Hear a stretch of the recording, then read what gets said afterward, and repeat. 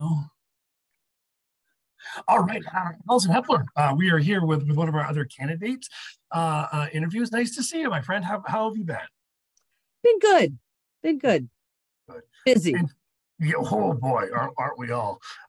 In full disclosure, just up front, I like to tell everybody, Allison and I go back a few years when we met doing this Zoom interview in the last cycle. So, Allison, you know how this goes. Just five questions that we're going to do. I try to ask everyone the same five questions, and then we'll go off on tangents and everything. So, question number one: what district are you running for, and where does that cover? Okay. So I'm running to represent House District 49, which includes the towns of Arrowsic, Georgetown, Phippsburg, Woolwich, which is where I live, and West Bath, which, if you've been around for a while, is the old Union 47 school district. Oh, there we go. All right. All right. Yeah. The current district, I was going to say the current district that I represent had included Dresden and did not include West Bath. They've moved West Bath into it and moved Dresden up the river a little bit. So yeah. There's a lot of redistricting actually. As I'm talking to different candidates, I keep hearing about it's this and not that now and all that stuff. So good. Well, thank you for that clarification. Tell us a little bit about your background and why you're running for office. So I wear a bunch of hats, which I'm actually quite proud of. I'm recently retired as a history professor at University of Maine at Farmington. So I'm still getting used to retirement in that sense, but also about coming up on 12 years on the Woolwich Select Board.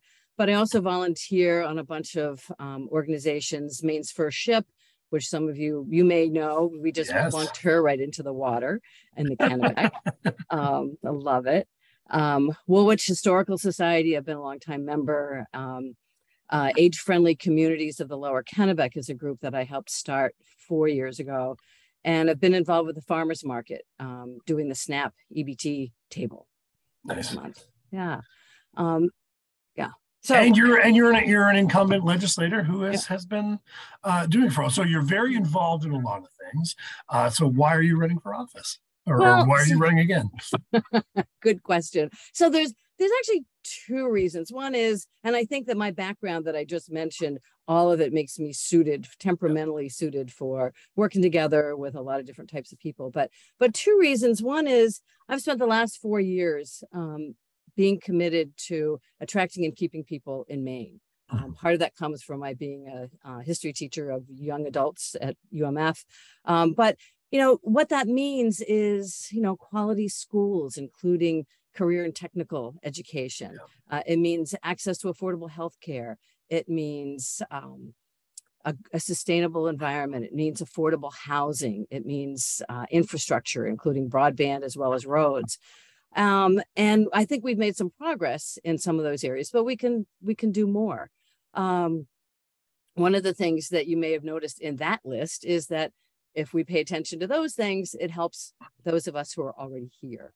Yeah, that's it. Yeah. No, that's that. And, people that are watching all these videos will get tired of hearing me say this, but one of the phrases that I'm really kind of using as my guiding star is a phrase I picked up a few years ago and it says, familiarity is a necessary ingredient for acceptance.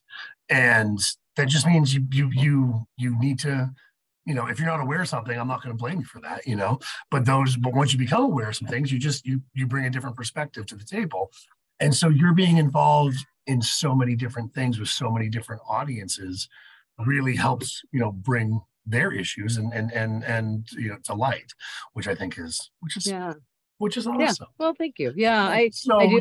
This will be yours. If you get elected, this will be your second term. You've had one term. Yeah. Okay, good. Yeah, no, third term. Sorry. Third term. Excuse me. Sorry.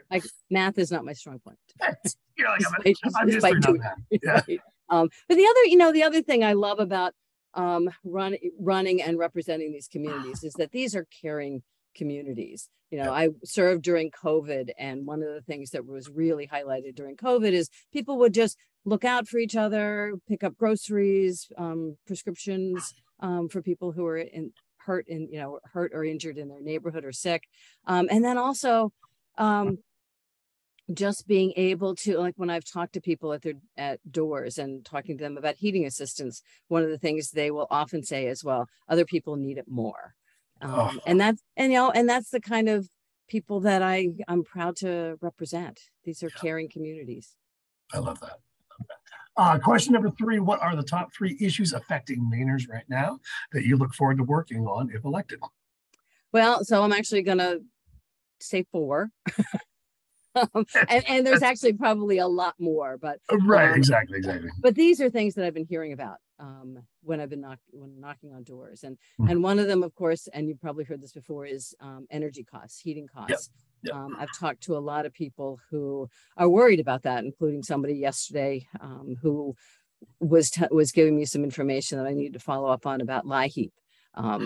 And so, these are obviously going to hit people on fixed incomes. It's going to hurt all of us, but it's going to especially affect us, those people who are on fixed incomes.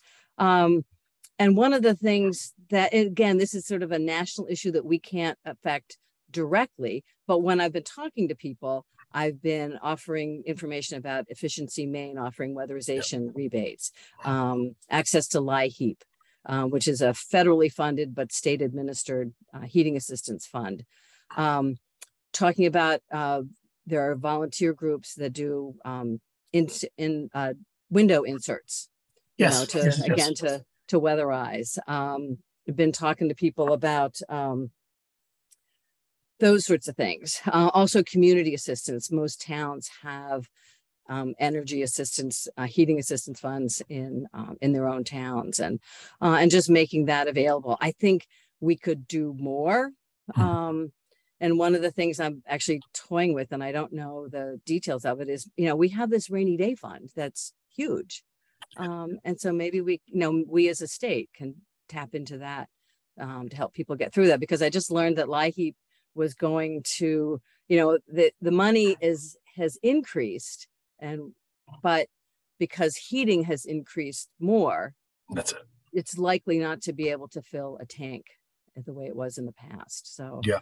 No, and it's such a pervasive need. I mean, my wife and I do very well, and we bought a space heater for our toddler's room because we didn't want to turn the heat on yet. And it's like, okay, well, let's run this for 4 or 5 weeks rather than turning the heat on yet. And I mean, it's affecting. I mean, at $4 and $5 a gallon. I mean, it's an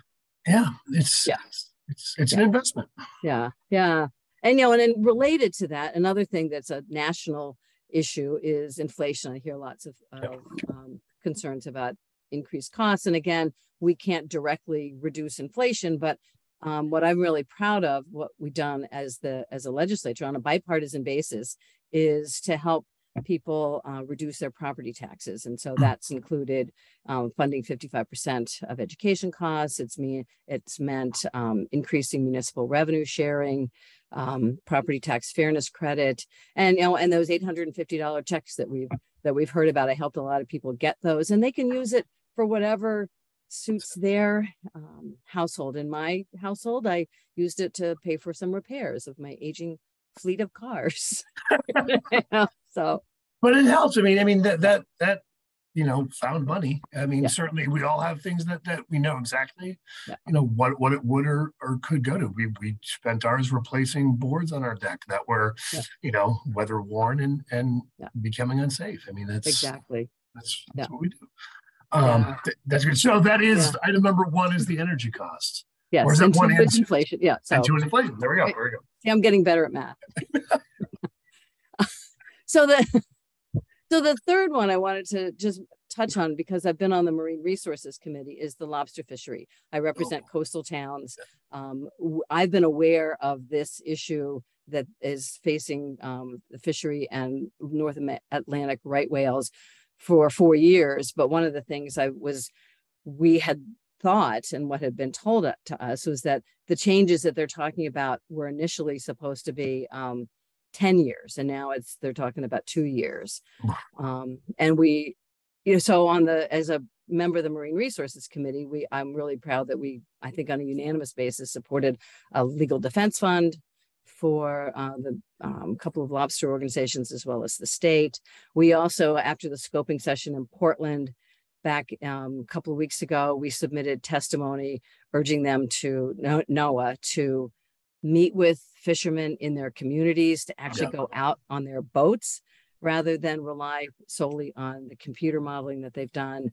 We've asked them to take more time we've also suggested maybe exempting nearshore waters because for those boats. And, you know, and that the lobster industry has a huge, reductions to that, serious reductions to that will be have serious ripple effects across not just ripple effects is the perfect way to put it. And you also gotta, the lobstering is such a livelihood in our area, but it's something that we're known for, and it doesn't just affect the food, it affects the tourism, it affects so many other far-reaching things, they're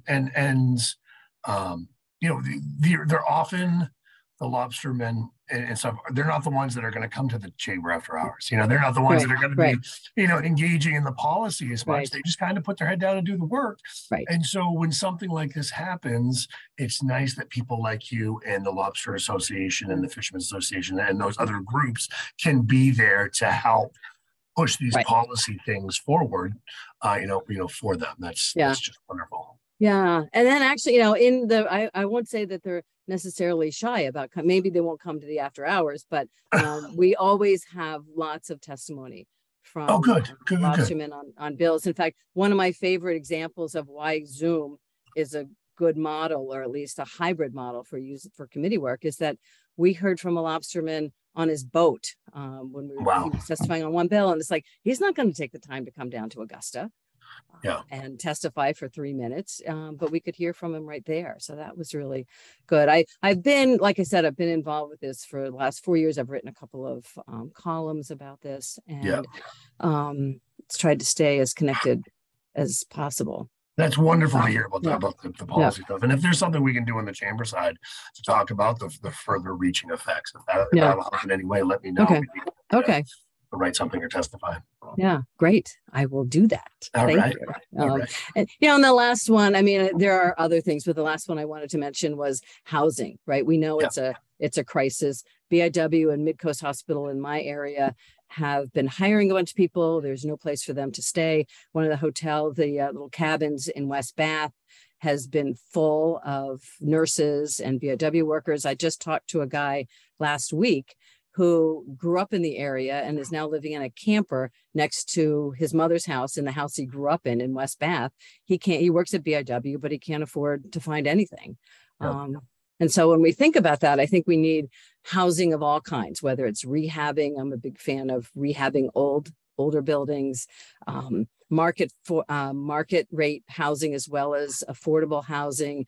And maybe it's more efficient to do it in clusters. I also am a big fan, and I'm not quite sure how to do this, but I've been having conversations with people, is a regional collaborative approach where all the towns contribute somehow, but maybe the housing is built in areas that are more suited to cluster housing. Like I come up with Bath, Brunswick, Topsham, none of the towns I represent, but because that's the concern that I have about the towns that I represent. None of them are on municipal water or sewer.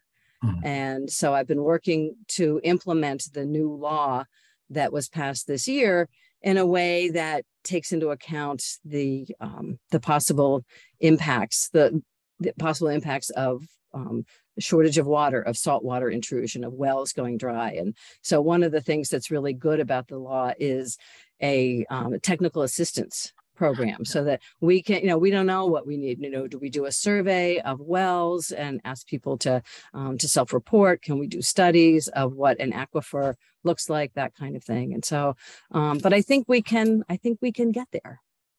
See, and that's one of the critical things too, is so often people will talk about things in a very broad scope and be like, hey, we need to implement, but there are these small issues that need to get solved and fixed, and you need people looking at those to do that. But the inventory is a gigantic issue, and one of the problems, not a problem, it's wonderful that unlike other places, when you live in other parts of the country, once you retire, you move to your favorite destination that you want to retire and live out your days in.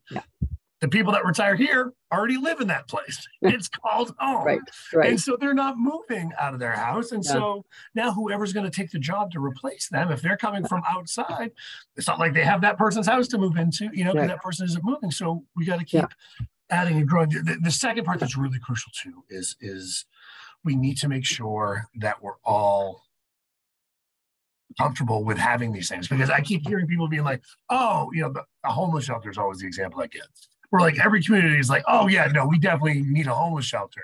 Oh no, not in my area of town, but we need one. And it's like, we need to start physically pinpointing in our communities, here's the places that those growth zones can be, so that we can do these things, because we can't talk out of both sides of our mouth and say, hey, this is something we want, but we don't want it here. And it's like, that just doesn't work.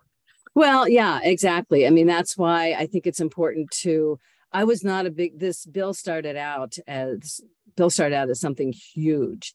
And one of the things that I was adamant about, because like, you know, none of the towns I represent have, I mean, there's a small piece of Woolwich that has, you know, municipal water as it goes through to Bath, but we need to be able to identify those areas. I think we can contribute to increasing, you know, or alleviating some of the housing, but you're right. I think we need to be strategic about it. And so whether studies are doing that, one of the things I really like as age-friendly communities of the Lower Kennebec member is that, you know, we have these big old houses where families have gotten smaller. Maybe an accessory dwelling unit on that property is where the older folks can move to, and then rent out the bigger house to a young family, or vice versa. Or well, and the other thing that I think may happen is if we don't solve these things fast enough, we might see many more multi-generational homes. You know, my wife is from Hawaii, and that's one of the things that's common out there, is you'll have 3 or 4 generations under the same roof, and is that what people might do? I mean, if we don't, I mean, I especially think about it with the aging at home and the senior carers. If you aren't going to, you know, live in a facility and it's getting hard to do the things around your house, these ADUs and these, you know, these other solutions are something that I think is just so necessary. And so actually, you know, I'm thinking about this bill, one of the towns I'm most proud of representing is Georgetown, which submitted a lot of testimony and a lot of good ideas that helped make this bill that became law a lot more doable and a lot more attentive to the varying needs across the state. And you're talking about LD 2003, right? 2003, yeah. For those watching this video, if you haven't looked that up, look that up, or reach out to Allison and she can tell you more about it. Question number 4: if voters could only know 2 things about you before they fill out their ballot, what would those 2 things be? So the first thing is, I'm a listener. I will listen to anybody who reaches out with, you know, by email, by phone. At Shaw's in Wiscasset, I do a lot of my shopping at the farmer's market. I always carry a pad of paper with me. And I think that's what, you know, I think that's one of my favorite parts of this job. I also am able to, because otherwise I don't know what people's concerns are, right? You can do, and what's nice about going also to a lot of public events is that people have an issue or a concern, but they won't necessarily think to call me or email me, but they see me at, you know, the community supper and it's like, oh yeah, you know, so and then I'm also likely to call people. I'm not an expert on issues, and so I'll reach out to nurses, teachers, small businesses if there's a specific issue that comes up. So that's probably that's the biggest thing, I think. I think the other thing is I'm a collaborator. I think all of the paid work as well as the volunteer work, if you've worked with volunteers, you know, you have to collaborate. It works better that way. And also you know, it takes a long time, but I think it's important. And I think people elect us to work together, right? One of the things I've learned real quickly is that, you know, maybe you want this, but you know, I'd rather get this. And I think most people would rather get this than nothing. Right. And I don't think we can afford, you know, we can't afford not to do that. And that's what I am really pleased with in my work at the legislature. Also, the fact that most of this work does happen collaboratively. I don't think I could do it otherwise. Well, and that's so refreshing to hear, and not our local candidates necessarily, but so often candidates are like, "Oh, I've got the answer. I've got the answer. I've got the answer." And it's nice that you say, "Hey, if I don't know the answer, I reach out to the experts that do know that," because that's how real life works. There's nobody that has all the answers, and I don't think all the answers come from one side of the aisle or the other. Exactly. One of the nice things about a citizen legislature is that people come from all walks of life there. And so they bring a range of experiences. Yeah. And you're you don't know what you don't know. That's why we keep our networks big. But the other point that I wanted to hit on too with you that you mentioned is going to the community suppers, going to the farmers markets. One of the concerns I have is that we built habits during the pandemic and we got used to doing our interviews and things like this. And I will say, for the record, the reason we're doing these over Zoom is because they're more shareable and more people view them than coming to an in-person event. But attending those in-person events, being at those things, re-engaging your community is so very important. I say this to people all the time about meetings. Like, I can have a Zoom meeting and it's effective, but I can't tell you how much business I have done before a meeting or in the parking lot after a meeting, and we don't have those moments on Zoom anymore. And that's why it's important, as we feel safe and comfortable, that we get out and start doing the face-to-face. Yeah. And in fact, one of the things reasons I got involved with the SNAP EBT, at the farmers market thing, is that I needed to get out. Yeah. Right? I mean, I was out, we were doing out to a certain extent, but it's sort of like I needed to meet people. Again, and like you said, stay engaged. And I know exactly what you mean about meetings that start and end on Zoom. There's so much that doesn't get talked about. And all of those little opportunities are just not there. Yeah. So last question, my friend, what's the best way for people to connect with you to find out more about you as a candidate? You can call me at 207-319-4396. My email address is aheplerwoolwich@gmail.com. You can find me on Facebook. I have 3 different Facebook accounts, but if you spell my name right, you'll find me. Awesome. And we will put some of that in the description of this video. Allison, anything that we didn't hit that you wanted to hit on, or do you think we about covered it? No, I think I'm really proud of the communities that I represent, and I'm hoping that people see that and support me on November 8th. I'm asking for your vote. There we go. All right, Allison, thank you so much for joining us, and we will talk soon. Okay, great. Right. Thank you. Thanks.